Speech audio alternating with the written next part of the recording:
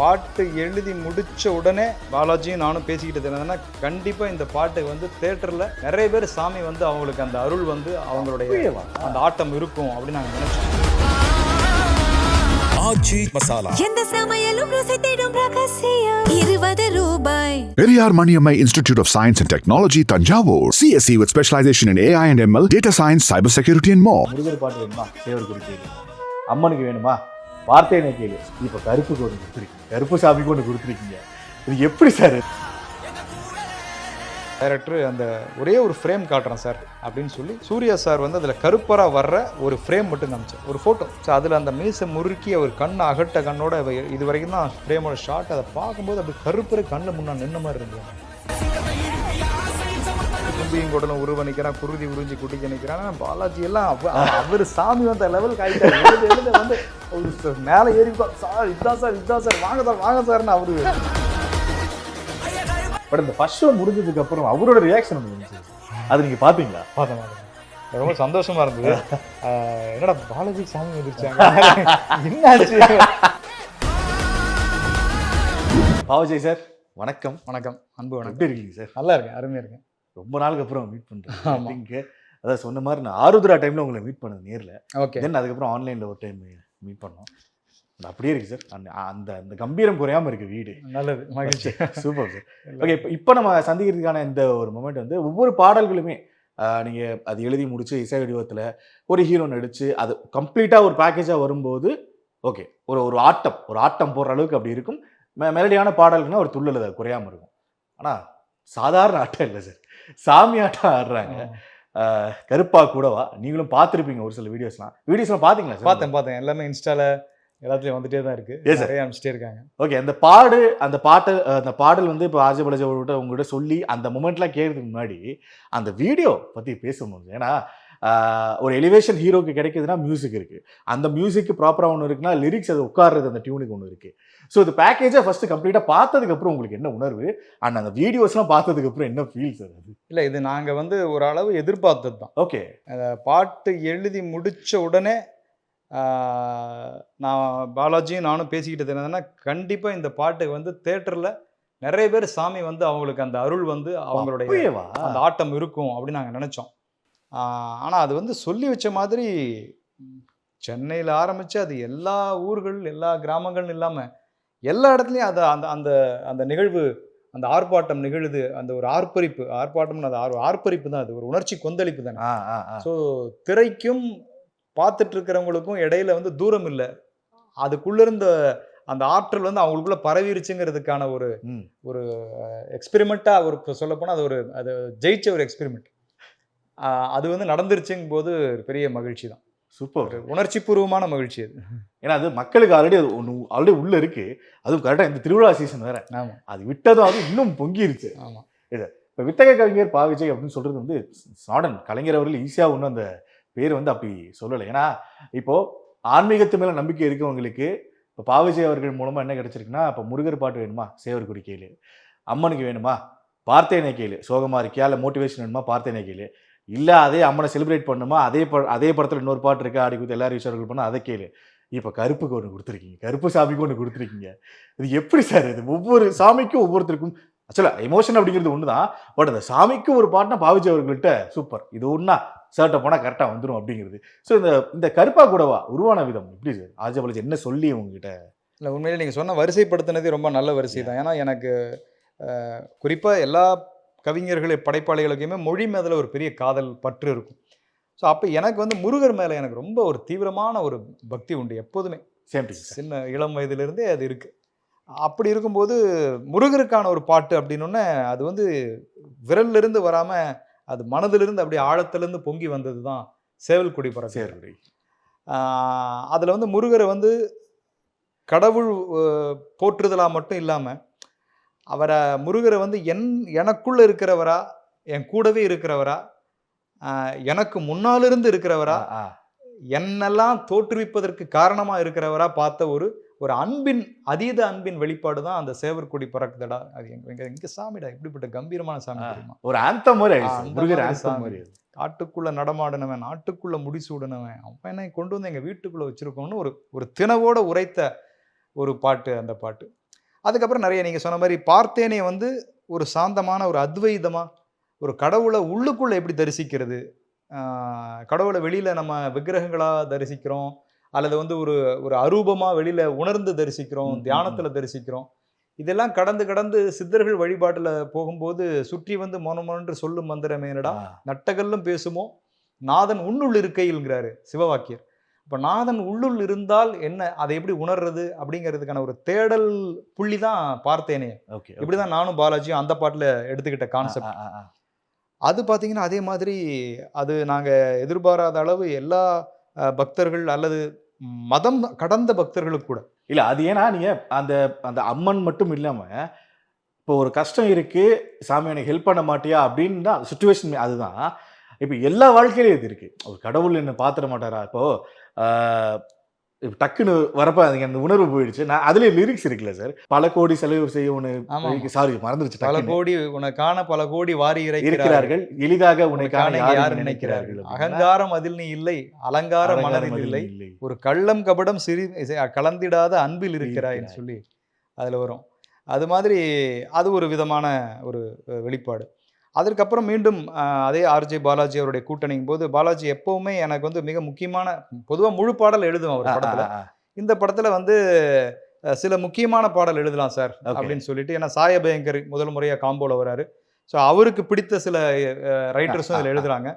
அப்படி இருக்கும்போது ஆனால் எனக்கு வந்து எப்பவுமே நீங்க தான் ஃபேவரட். அதனால என்னோட படத்துல ஒரு எல்கேஜில இருந்து ஃபாலோ பண்ணி முதல் படத்துல இருந்து வீட்ல விசேஷம். ஆமா, அதனால இந்த படத்துல 2 பாட்டு முக்கியமா ஒன்று வந்து சிச்சுவேஷன் சாங். அது வந்து அந்த படத்திலேயே அந்த அப்பா பொண்ணுக்கான ஒரு பாடலா அந்த பாடல் வரும். அதுக்கப்புறம் தான் இந்த பாடலை பத்தி சொன்னாரு. இது வந்து சார் இந்த படத்துல ஒரு கிளைமேக்ஸ் மட்டும் இல்லாம இந்த ஒட்டுமொத்த ஆல்பத்துக்குமே இதுதான் வந்து ஒரு கிரீடம் மாதிரியான பாட்டு. ஸோ வழக்கம் போல அது நீங்க தான் அப்படின்னு சொன்னார். அப்போ எனக்கு அது அப்போ கூட எனக்கு அதோட வீரியம் தெரியல. முதல் நாள் எழுத போகும்போது அந்த பாட்டுக்கு தான், அந்த அப்பா பொண்ணு பாட்டுக்கு தான். ஓகே, அதை முடிச்சிட்டோம். ஆனா அது வரைக்கும் இந்த சாங் ரிலீஸ் ஆகல, தியேட்டர்ல வந்து படத்துல தான் இன்னும் அது வெளியில வரல. ஆனா சூப்பர் சார். ஆமா, அது எமோஷனை கரெக்டா அது நல்ல ஒரு கேரி பண்ணி வந்தது. அப்புறம் இதுக்கு எனக்கு கூப்பிட்டுட்டு தான் எனக்கு இந்த முதல்ல இந்த டியூனை தான் போட்டு காமிச்சாரு. டியூன் கேட்கும்போதே சாயபயங்கருடைய அந்த டியூன் கம்போசிங்கே வேற மாதிரி இருந்தது. இது எப்போ பண்ண 24 இல்ல இந்த அந்த டைம் தான் இருக்கும். அவங்க ஷூட் முடிச்சு அந்த அந்த பாட்டு மட்டும் வச்சிருந்தாங்க. ஓகே, அந்த சமயத்துல தான் அதை வந்து என்னை கூப்பிட்டுருந்தாரு ஒரு கேப்ல. அப்போ சாயபயங்கர் வந்து அந்த டியூனை போட்டு காமிச்சாரு. போடும்போதே வந்து அந்த டியூன் வந்து வழக்கமாக சாயபயங்கருடைய பேட்டர்னில் இல்லாமல் அது வந்து வேற மாதிரி ஒரு உணர்வு பூர்வமாக, ஏதோ அந்த மண்ணிலேயே உட்கார்ந்து ஒருத்தவர் வந்து மியூசிக் படிச்சுட்டு வந்து பண்ணனா எப்படி இருக்குமோ, அந்த மக்களோட பழகி ஒருத்தர் வெளியில வந்து அந்த பாட்டை படிச்சா எப்படி இருக்குமோ அப்படி ஒரு பாட்டா இருந்தது, டியூனா இருந்தது. நிறைய பேர் சொன்னது வந்து ஜென்ரேஷன் வைஸா கருப்புசாமி புரிஞ்சவங்க மட்டும் தான் இது கொடுக்க முடியும் அப்படிங்கிற மாதிரி சொன்னாங்க. அதுக்கப்புறம் ரொம்ப வியப்பாச்சு. ஏன்னா எனக்கு 18ஆம் படி கருப்பர் மேல பெரிய பக்தி உண்டு. நான் எப்போ மதுரை போனாலும் சாமி கும்பிட்டு தான் வருவேன். என்னுடைய பல வேண்டுதல்கள் நிறைவேறி இருக்கு. அப்படியா? 18ஆம் படி கருப்பருக்கு வந்து நம்ம பாட்டு எழுதுற வாய்ப்பு கிடைச்சிருக்கு. கண்டிப்பா ஒரு பெரிய பாட்டா வருங்கிறது மட்டும் எனக்கு மனசுல பட்டுருச்சு. அதையெல்லாம் தாண்டி மெதுவாக அப்படியே யோசிக்கும் பொழுது பாலாஜி வந்து டைரக்டர் அந்த ஒரே ஒரு ஃப்ரேம் காட்டுறேன் சார் அப்படின்னு சொல்லி சூர்யா சார் வந்து அதில் கருப்பராக வர்ற ஒரு ஃப்ரேம் மட்டும் காமிச்சார். ஒரு ஃபோட்டோ, ஒரு ஜஸ்ட் ஒரு ஃபோனில் ஒரு ஃபோட்டோ, ஒரு க்ளோஸ்அப் ஷாட், டெஸ்ட் ஷூட் ஏதாவது. ஆமாம், அதுக்கு முன்னால் ஏதோ எடுத்திருப்பாங்க. ஸோ அதில் அந்த மீசை முறுக்கி அவர் கண் அகட்ட கண்ணோட இது வரைக்கும் தான் ஃப்ரேமோட ஷாட். அதை பார்க்கும்போது அப்படி கருப்பரை கண்ணில் முன்னா நின்ன மாதிரி இருந்தது எனக்கு. பாலாஜி இவர் இப்படி இருக்கிறாரு சார், கருப்பர் மாதிரி நிற்கிறார் சார், பயமாக இருக்குது பார்க்குறதுக்கு.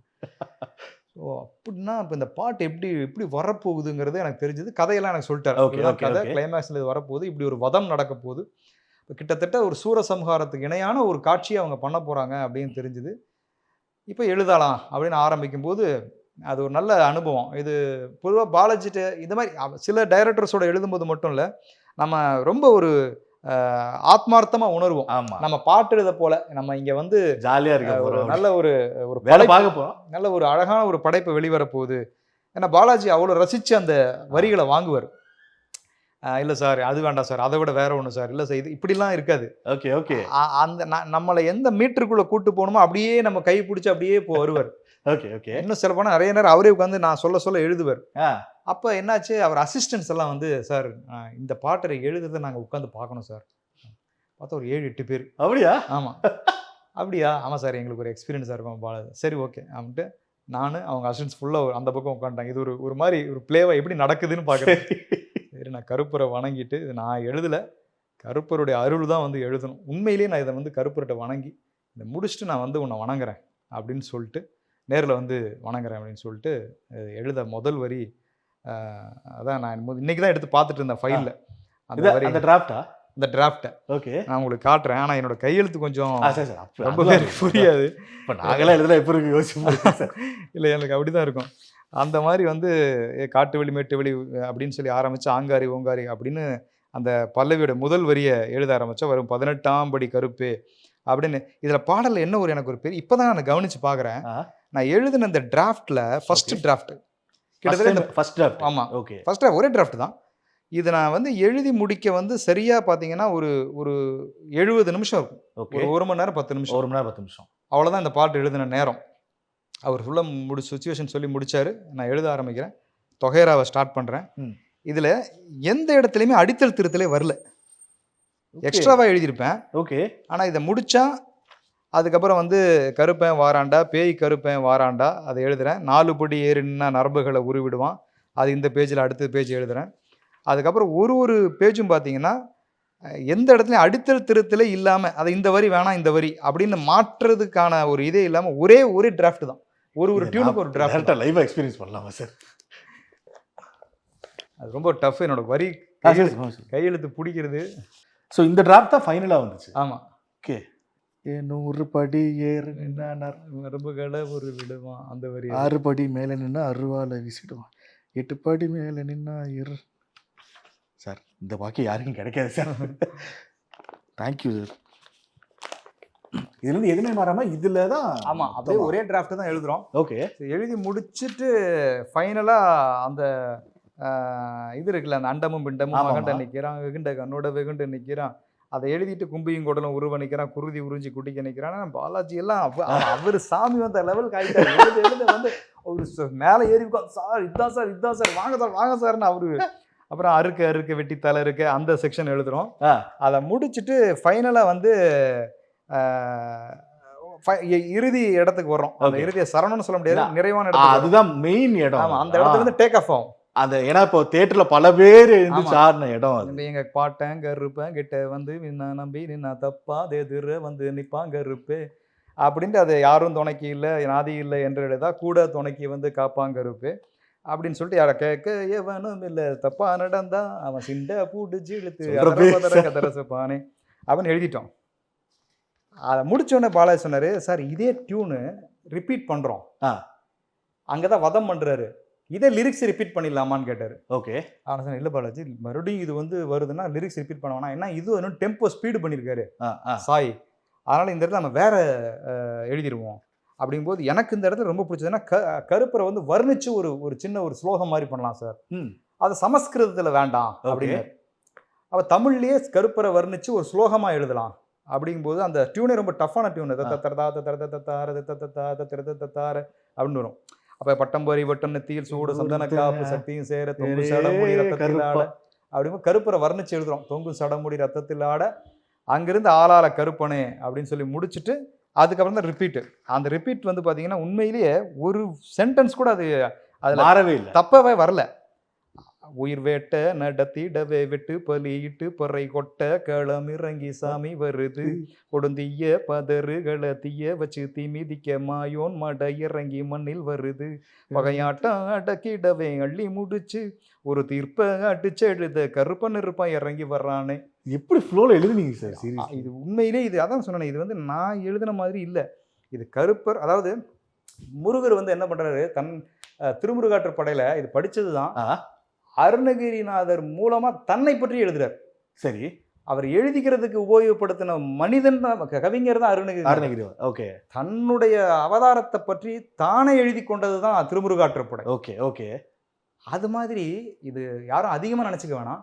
ஆனா கருப்பர் தன்னையே எழுதி கொள்வதற்கு உபயோகித்து கொண்ட ஒரு வழிதான் என்ன அந்த அது. ஏன்னா இது எழுதி முடிச்சதுக்கு அப்புறம் இதுக்கு நான் கருப்பரை பத்தி எதுவும் ரொம்ப முன்னாலதான் யோசிச்சு எழுதுனதெல்லாம் கிடையாது. முதல் முறையா கருப்பருக்கு பாட்டு எழுதுறேன். ஏன்னா இது நம்பிக்கை இருக்குன்னு சொல்லியிருக்கீங்க. ஆழமான நம்பிக்கை இருக்கு. அதுக்கப்புறம் நிறைய பிரார்த்தனை எல்லாம் பண்ணிட்டு வந்திருக்கேன். ஆனா இந்த பாட்டு வந்து எழுத வைத்தது இன்னைக்கு வந்து இந்த இடத்துல நம்ம பேசிட்டு இருக்கோம் அப்படின்னா, இந்த படம் இவ்வளோ பெரிய வெற்றி அடைஞ்சிருக்கு. பாலாஜி வந்து அவர் உழைத்த உழைப்புக்கு இவ்வளோ பெரிய ஒரு ஒரு பரிசு கிடைச்சிருக்கு. சூர்யா அவரை வந்து கருப்பராகவே மக்கள் பார்த்துட்டாங்க. அப்படியே மெய்சிலிர்த்து போறாங்க அப்படின்னா, இது கண்டிப்பா ஒரு இறை அருள் வந்து எப்படி இறங்கியிருக்கு அப்படின்னு தான் சொல்லுவேன். எல்லார் மேலேயுமே அது ஆமா. இறங்கிருக்கு, கருப்பன். அதுதான் நான் உணர்ந்தது என்னன்னா, ஒவ்வொரு திரையரங்களிலும் ஒவ்வொரு நாளும் இன்ஸ்டாலேருந்து ரீல்ஸ் வந்து ஃபார்வர்ட் ஆகி வரும்போது பார்த்தா, அவ்வளவு மக்கள் அதுவும் ஆண், பெண்ணுன்னு இல்லாம இளைஞர்கள் கூட Yes. சின்ன சின்ன பசங்களுக்கெல்லாம் அந்த ஒரு அருள் வந்து அவங்க வந்து ஆர்ப்பரிப்பா ஆமா ஆமா ஆமா. அவங்க ஆடுறாங்க. அந்த அத நடந்த பங்கு கொள்றாங்க. இப்ப என்ன ஆயிடுச்சு திரையரங்கத்துல அந்த எப்ப வரும் அந்த மொமெண்ட் அப்படின்னு காத்திருக்காங்க.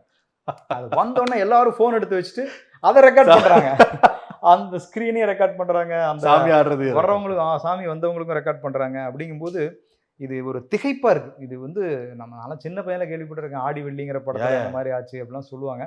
அதுக்கப்புறம் நம்ம அந்த மாதிரி எதுவும் திரையரங்கத்துல இப்படி ஒரு ஒரு ஒரு ஒரு திருவிழாக்குள்ள நடக்கிறத திரையரங்கத்துக்குள்ள நம்ம ரொம்ப பார்க்கல சமீபமா. துள்ளல் பாட்டுக்கு நான் டான்ஸ் ஆடுவாங்க. ஆடிருக்கேன். ஆமா, ஆப்வியஸா செலிப்ரேஷனா அது இருக்கும். ஹீரோ சாங், ஓப்பனிங் சாங் அதுக்கெல்லாம் டான்ஸ் ஆடிருக்கேன். ஒரு கிளைமேக்ஸ் பாட்டுல ஒரு ஒரு கடவுளுடைய ஆர்ப்பரிப்பு, ஒரு நியாயம் கேட்டு வந்து ஒரு இறைவனே நிக்கிறான். அவனுக்கு முன்னால வந்து தப்பு செஞ்சவங்க எல்லாரும் பயந்து அவன் தண்டனை சத்தியண்டான்னு ஒரு வார்த்தை வரும் அதுல. அது உண்மை. ஏன்னா கருப்பர் அவ்வளவுதான் நம்புறாங்க. அவர்கிட்ட தப்பு பண்ணா அவருடைய தண்டனை வந்து சத்தியமா கிடைக்கும். அப்படிங்க அதை வந்து நிரூபிக்கிற அந்த இடங்கும் பாரு, அந்த சம்ஹாரம் பவனி அது அப்படி ஒரு சிலிர்ப்பா அமைஞ்சிருச்சு.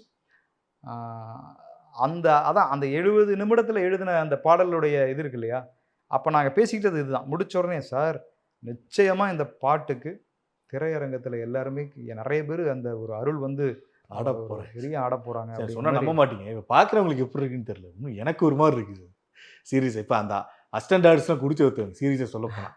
அங்க அவங்க எல்லாருமே எந்திரிச்சு எல்லாருமே ரொம்ப கிளாப், அதாவது மொத்தமா நான் முடிக்கும் போது எல்லாருமே கிளாப் பண்ணாங்க. அவங்க ஏடிஸ் மொத்த பேருமே வந்து கிளாப் பண்ண சார் இது வந்து யாருமே எதிர்பார்க்கல சார். இப்படி ஒரு வைபவமா இது இருக்குங்கிறது சீரியஸ்லி எங்களுக்கே பெரிய ஒரு எக்ஸ்பீரியன்ஸா இருக்கு அப்படின்னு ரொம்ப எல்லாருமே இது பண்ணாங்க. அப்புறம் எந்திரிச்சு பாலாஜிக்கு தான் நான் கட்டி பிடிச்சி அவருக்கு முத்தம் கொடுத்தேன். பாலாஜி நிஜமா ஓகே. இப்படி ஒரு ஒரு வரலாற்று பாட்டு எனக்கு கொடுத்துட்டீங்க. இது உங்களுக்கு இது எவ்வளவு பெரிய இதுன்னு எனக்கு சொல்ல தெரியல. ஏன்னா சேவல் கொடி எப்படி, ஏன்னா எவ்வளவு பாட்டு எழுதுறோம் தோழர். நம்ம மக்களுக்கும் நான் தான் சொல்றேன், ஒரு படைப்பாளியா ஒருத்தரும் எவ்வளவு பங்களிப்புகளை செய்யறாங்க. நானும் நிறைய பங்களிப்பு அன்றாடம் ஒரு ஏதோ ஒன்று எழுதிக்கிட்டு தான் இருக்கும். ஒரு நல்ல மெலடி, காதல் பாடல், எது குடும்ப பாடல் இருக்கலாம். ஆனா இந்த காலத்தோட காலடியில சேர்ற பாட்டு இருக்குல்ல, அது ரொம்ப அபூர்வமாக தான் நமக்கு கிடைக்கும். இப்போ ஒரு ஒவ்வொரு பூக்களுமேனு ஒன்று, அதுக்கப்புறம் பார்த்தீங்கன்னா இன்னும் என்ன தோழான்னு ஒன்று, சேவர் கொடி பறக்குதடா, பார்த்தேன் உயிரின் வழியே, பாரா, இந்தியன் 2 பாரா. அந்த வரிசையில் இது வந்து இது இன்னும் என்ன சொல்ல போனால் இது காலத்தோட காலடியில் இருக்கிற பாட்டுங்கிறத விட கருப்பருடைய மாலையாகவே மாறின ஒரு பாட்டு இந்த பாட்டு.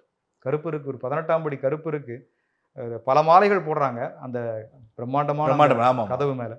அப்படி ஒரு பாமாலையாகவே இது அவருக்கு சூட்டின ஒரு படைப்பாக இது மாறிச்சுங்கும் போது நிச்சயமாக ஒரு பெரிய ஏதோ நம்ம ஒரு பாக்கியம் பண்ணியிருக்கோம். ஒரு தமிழ் அப்படிங்கிறது ஒன்று தான் நமக்கு தெரியும்.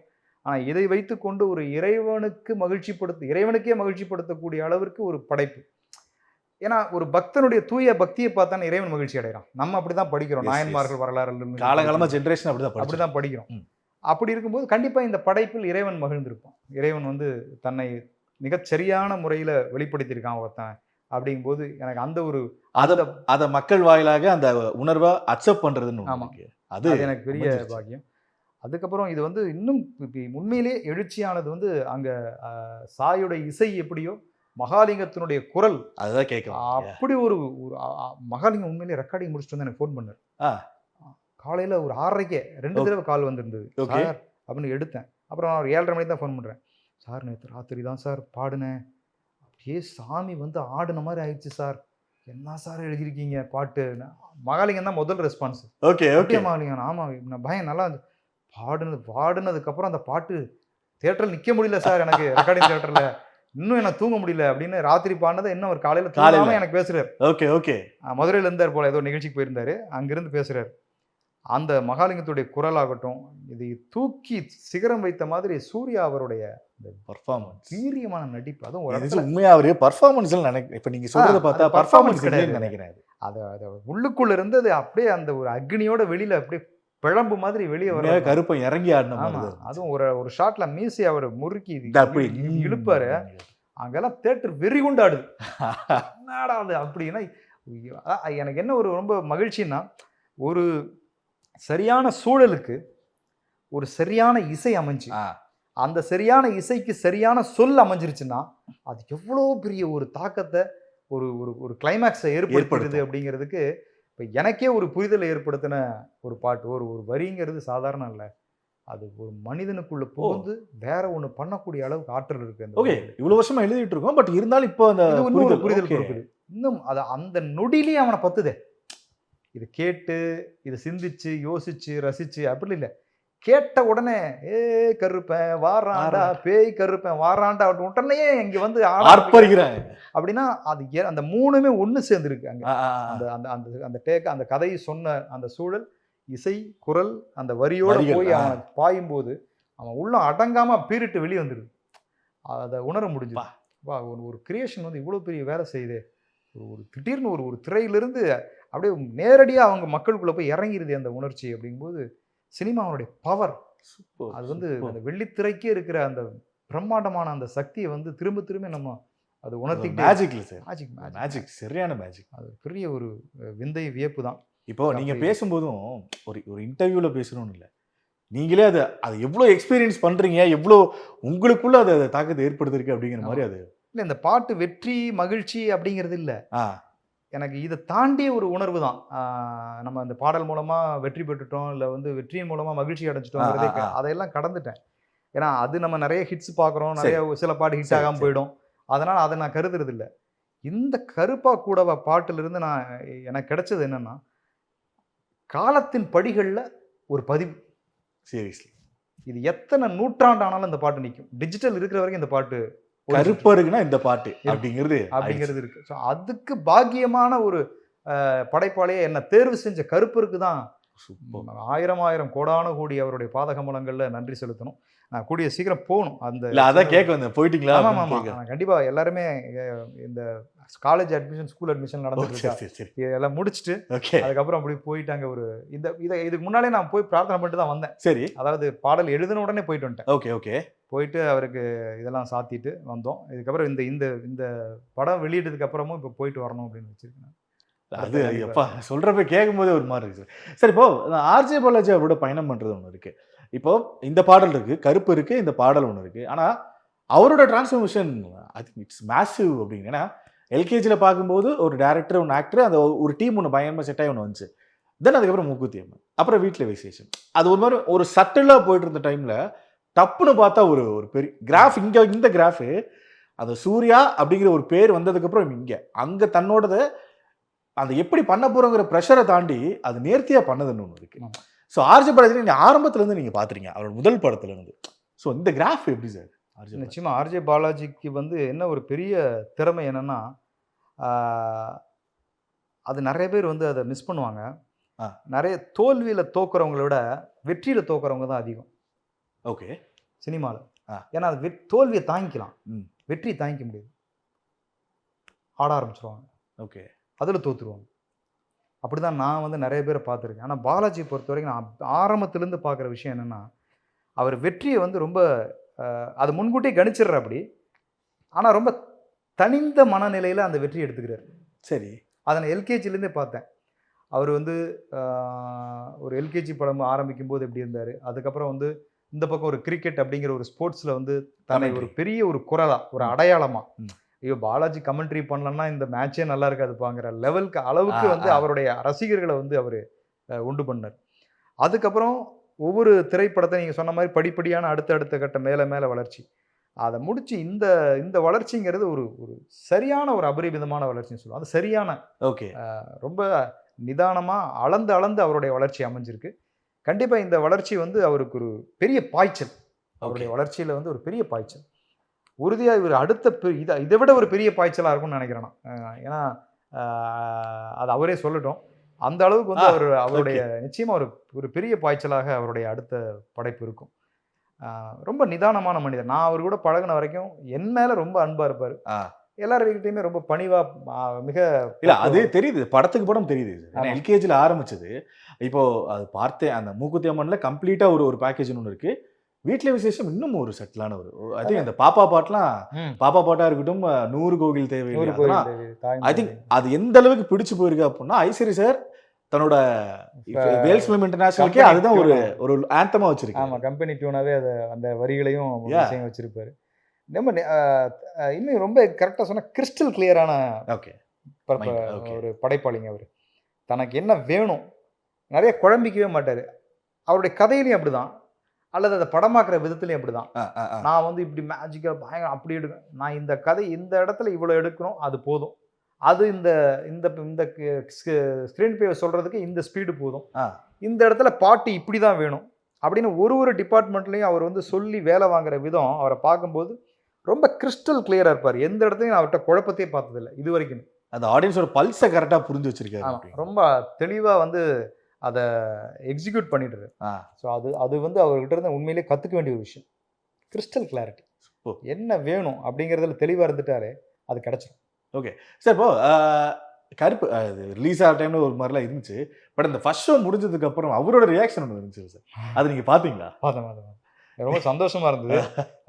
என்னடா பாலாஜி சாமி வந்துருச்சாங்க என்னாச்சு அப்படின்னு ஒரு கட்டத்தில் அவரே வந்து அவரால் கண்ட்ரோல் பண்ணிக்க முடியாம அந்த வெற்றியின் ஒரு அறைகூவல்னு சொல்லுவாங்கல்ல, ஒரு அறைகூவல் அது.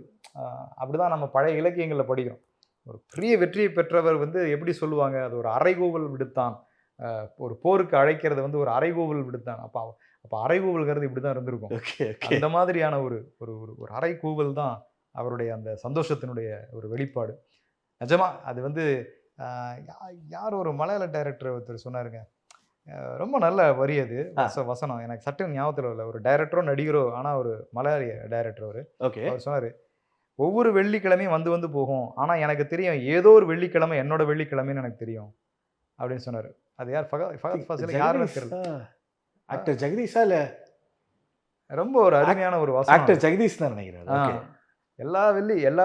ஒவ்வொரு வெள்ளிக்கிழமையும் வந்து போகும், ஆனால் எனக்கு தெரியும் ஏதோ ஒரு வெள்ளிக்கிழமை என்னோட வெள்ளிக்கிழமைன்னு அப்படின்னு ஒரு கிரியேட்டர் ஒரு சினிமாவையே வாழ்ந்து நேசிச்சுட்டு இருக்கிறவன் அது ஏங்கிறது இருக்கு இல்லையா, அது ரொம்ப அற்புதமான ஒரு அழகான ஏக்கம். கண்டிப்பாக அது நிறைவேறும். அது மாதிரி நான் பாலாஜியுடைய இந்த சந்தோஷத்தின் வெளிப்பாடை பார்த்தோம் அப்படி தான் நினச்சேன். அவர் மாதிரி சக்ஸஸ் பண்ணணும்னு நினைக்கிற எத்தனையோ இயக்குநர்கள் ஒரு கிரியேட்டர் அசிஸ்டன்ட் டைரக்டர்ஸ்குள்ள அவங்க சக்ஸஸ் பண்ணணும் இப்படி பண்ணணும்னு நான் சொல்ல வரல, ஆனால் அவங்க மனசுக்குள்ள கண்டிப்பாக இதை பண்ணுவாங்க இருக்கும். ஆமாம், அந்த சந்தோஷத்தின் கர்ஜனை இருக்குல்ல, அது கண்டிப்பாக இந்த மாதிரி ஒரு வடிவத்தில் தான் இருக்கும் அப்படின்னு ரொம்ப மகிழ்ச்சியா இருந்தது. அந்த ஆச்சி மசாலா எந்த சமையலும் ருசி தேடும் ரகசியம் 20 ரூபாய். Periyar Maniammai Institute of Science and Technology, Tanjavur. CSE with specialization in AI and ML, data science, cybersecurity and more.